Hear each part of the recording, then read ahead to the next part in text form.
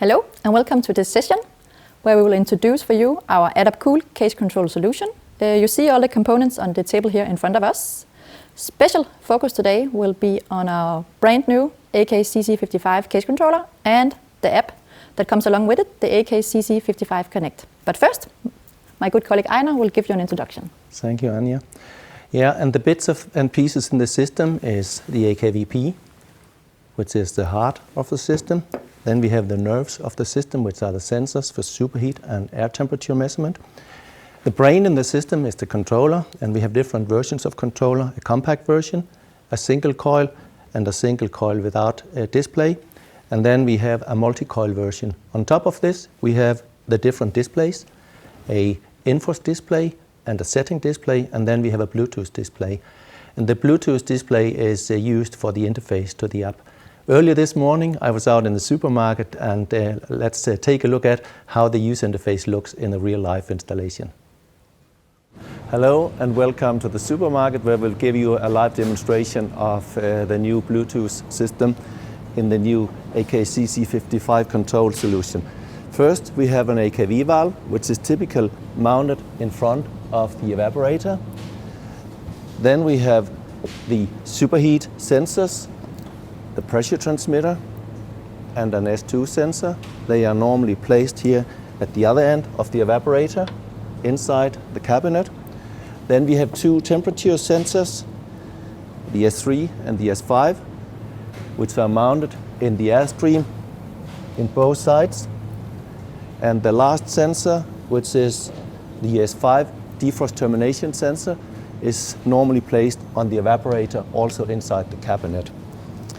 Then we have the case controller, the CC55 case controller, which is mounted on top of the cabinet in a small gear tray, or it could also be mounted below the cabinet, behind this plate here, so you will not be able to get easily into it.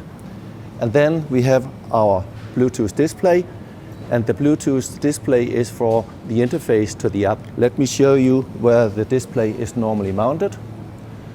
And it's mounted up here, and we can activate the Bluetooth button, but now it's locked, and I will show you or tell you more in the studio how that works.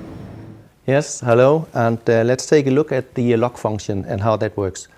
When we developed the system with the wireless communication, Bluetooth communication, we also found out that security is a very important part. We don't want people to activate the Bluetooth key and download the app and do setting changes out in the supermarket. So for that purpose, we have a Bluetooth lock function, which is managed by the front end through the data communication to the controller, which can then lock or unlock for the Bluetooth communication. We also can make it very simple in a way that you are having a key switch connected directly to a digital input board, and by means of a key switch you can open or close for the Bluetooth communication. But let's go back to the supermarket and see a real service situation. We have now unlocked and should be able to communicate with the controller through the Bluetooth app. So I will activate the Bluetooth button, can open up my phone where I can start the app. So let me start the app, and here we go, connect to the controller, connect to number 80,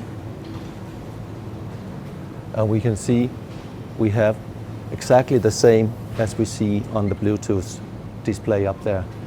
So let me now go into the curves. I can show the control state, I can control the evaporator. Let me check also the temperatures and see the last 3 hours. So now I can see the last 3 hours of the controller state.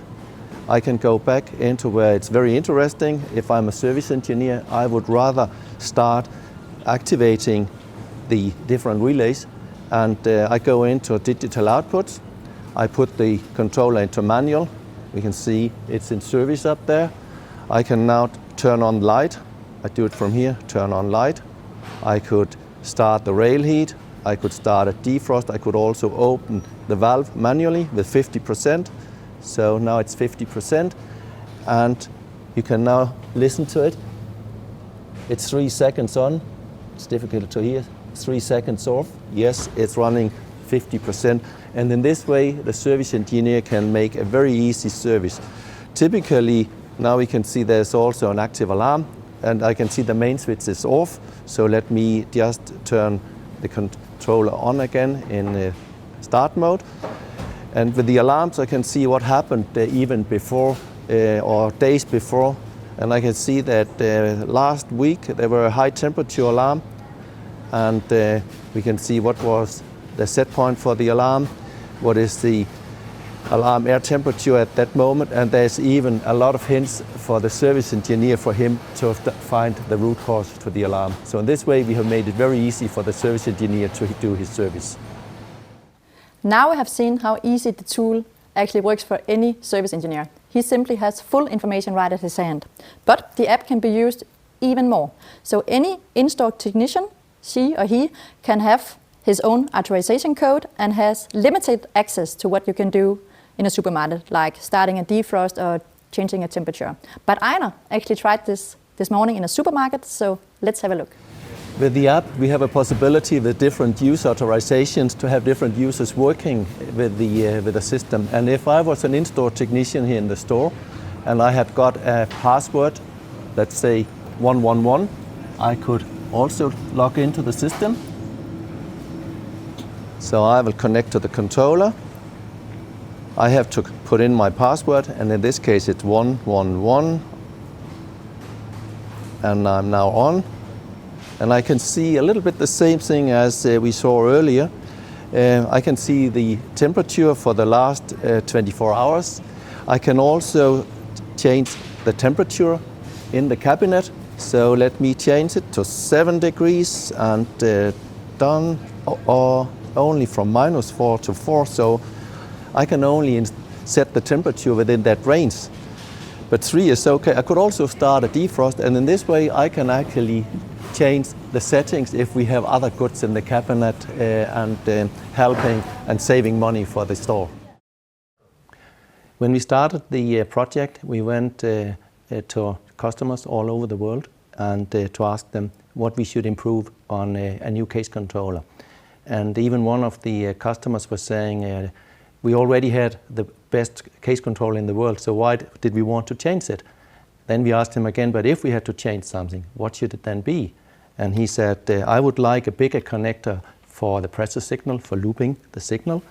And I would also like a bigger connector for the Modbus communication for looping. So we put on bigger connectors on the new controller, as can be seen here, for the pressure transmitter and for the Modbus communication. And then we also added 2 dedicated connections for the display to make it user-friendly. But the biggest change we have done is actually on the user experience by means of the app, which you have been seeing earlier in the different videos.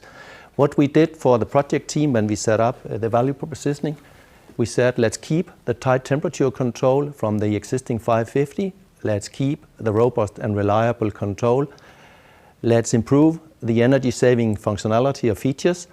And then let's put a lot of effort into the user experience. And that's where we have introduced the new service app to make service more cost effective and for you to save money. So Anja, over to you. Yes, thank you.